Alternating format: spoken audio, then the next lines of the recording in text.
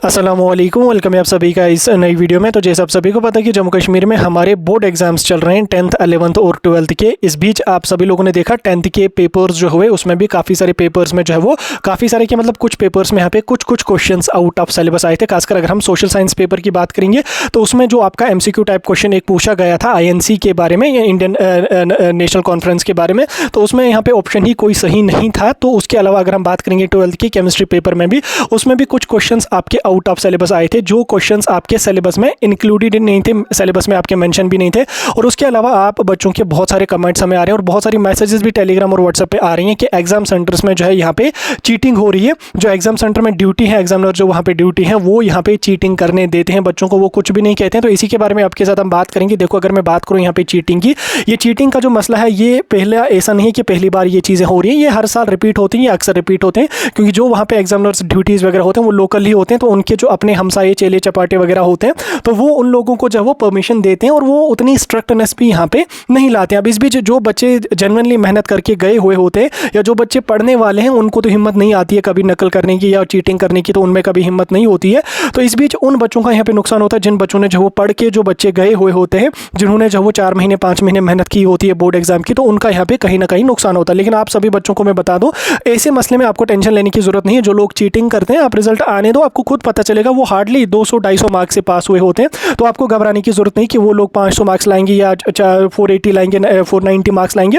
उनका उतना नहीं होता, क्योंकि जो बच्चे चीटिंग करें हार्डली वो 200-250 मार्क्स ही ले आते हैं। और उसके अलावा जो एग्जामिनर्स वहाँ पे ड्यूटी होते हैं, क्योंकि अक्सर टीचर्स वगैरह भी हमारे वीडियोज़ वगैरह देखते रहते हैं, तो उनसे भी मेरी रिक्वेस्ट रहेगी कि अगर आप लोगों को जो है वो गवर्नमेंट ने अपॉइंट किया है वहाँ पे एग्जाम ड्यूटी के लिए, तो आप लोगों को जो है वो स्ट्रिक्टली अपना जो भी ड्यूटी है वो वहाँ पे देना पड़ेगा। जो रूल्स रेगुलेशंस हैं जेके बोर्ड के, उनको स्ट्रिक्टली फॉलो करना पड़ेगा। ऐसा ना हो कि कल को आप इस चक्कर में फंस जाओ, या यहाँ पे अगर आप करने भी दे दोगे लेकिन आखिरत में आपको जो वो मरना है, वहाँ पे आपको हिसाब देना पड़ेगा। हर चीज़ का आपको हिसाब देना है। इसलिए यहाँ पे अगर आप किसी बच्चे के साथ ज्यादती करोगे या किसी बच्चे को चीटिंग करने दे दोगे, तो ये आप नहीं सोचना कि आप उस बच्चे की हेल्प करते हो या जो भी आपका रिलेटिव हमसाया है या आप उस बच्चे को हेल्प करते हो कि वो पास हो जाएगा। ये आप उस बच्चे का नुकसान करते हो, क्योंकि वो बच्चा अगर यहाँ पे आज 10th या 11th या 12th के बोर्ड एग्जाम्स में चीटिंग कर रहा है, तो कल को अगर वो किसी बड़ी कम्पिटिटिव एग्जाम में बैठेगा तो वो वहाँ पे क्या कर पाएगा। ठीक, तो फिर तो यही मसला होगा कि जम्मू कश्मीर में फिर अनएम्प्लॉयमेंट की रेट इतनी ज़्यादा पीक पे होगी। तो जो भी एग्जामिनर्स वहाँ पे ड्यूटी है, उनसे मेरी रिक्वेस्ट रहेगी कि आप रूल्स रेगुलेशंस को स्ट्रिक्टली फॉलो करो, और जो जेन्युइन बच्चे हैं, जो बच्चे मेहनत करते हैं, उनका यहाँ पे आप जो है वो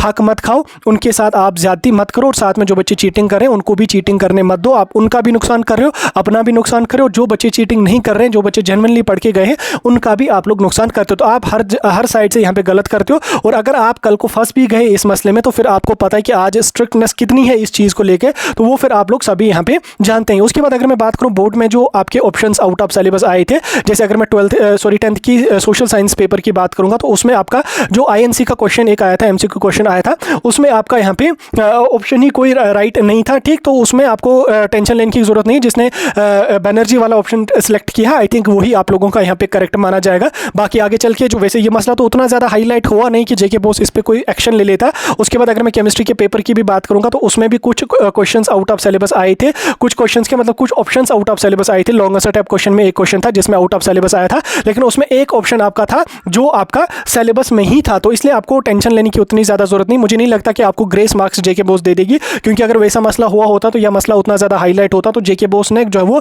इस पे कोई ना कोई अपडेट यहाँ पे दिया होता। लेकिन इस मसले के हवाले से कोई भी इसको ज़्यादा उतना जो है वो मतलब ये मसला कोई ज़्यादा उतना हाईलाइट नहीं हुआ, तो हम यहाँ पे एक्सपेक्ट नहीं करते हैं कि ग्रेस मार्क्स वगैरह या 2 मार्क्स 3 मार्क्स बच्चों को दिए जाएंगे। बाकी अगर आने वाले दिनों में कोई अपडेट वहाँ से आ गया तो हम आपको जो वो आगाह करने की कोशिश करेंगे, हम आपको इन्फॉर्म करने की कोशिश करेंगे। बाकी ये 1 मार्क्स, आधा मार्क्स, 2 मार्क्स, 3 मार्क्स, ये तो अक्सर होते ही हैं आउट ऑफ सिलेबस, तो इसमें ज़्यादा टेंशन लेने की ज़्यादा जरूरत नहीं है। ज़्यादा इस चीज़ को लेकर सोचने की जरूरत नहीं है, अपना टाइम वेस्ट करने की जरूरत नहीं है। वो पेपर जो था वो चला गया, वो आपने दे दिया, जितना आपने किया वो आपका हो गया।